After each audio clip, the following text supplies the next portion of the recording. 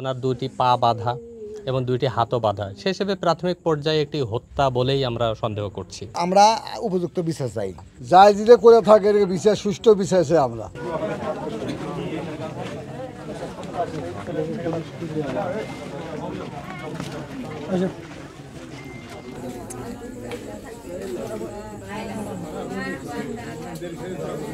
রাত 8টা পৌনে 8টার দিকে আমরা সংবাদ পাই যে এই এলাকায় একজন বাসায় মৃত অবস্থায় পড়ে আছে, তাকে হত্যা করা হয়েছে বলে সংবাদটা পুলিশের কাছে এভাবেই যায়।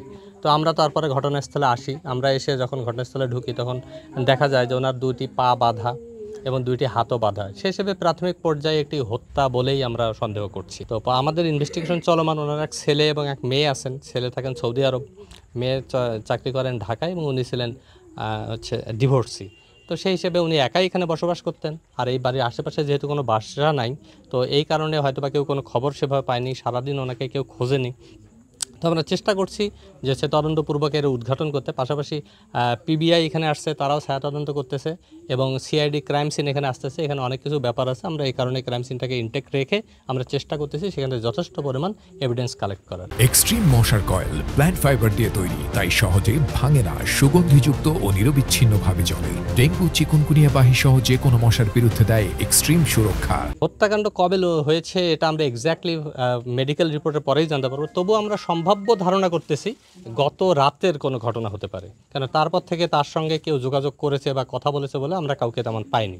আর ঘরে যেহেতু সকল আসবাবপত্র, তোষক, লেপ সব এলোমেলো অবস্থায়, এমনকি একটা ট্রাঙ্ক আছে সেইটাও একটু ভাঙ্গা অবস্থায়, তো সেই হিসেবে আমরা মনে করতেছি যে সেখানে অনেক কিছু খুঁজেছিল। আর বাড়িতে যেহেতু উনি একা থাকতেন, আসলে কী ছিল বাসায় এটা সঠিকভাবে জানার জন্য ওনার ছেলে যখন আসবেন আমরা তখন পূর্ণাঙ্গভাবে জানতে পারবো।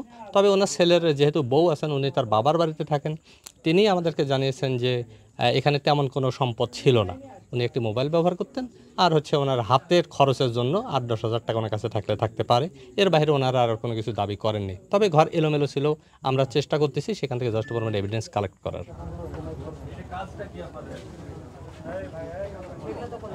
আমরা উপযুক্ত বিচার চাই, যেখানে করুক না তারা বিচার চাই আমরা। আর বিচার চাই আমরা, যাই দিলে করে থাকে বিচার, সুষ্ঠু বিচার চাই আমরা, বুঝলেন। তদন্ত করে সুষ্ঠু বিচার করবেন।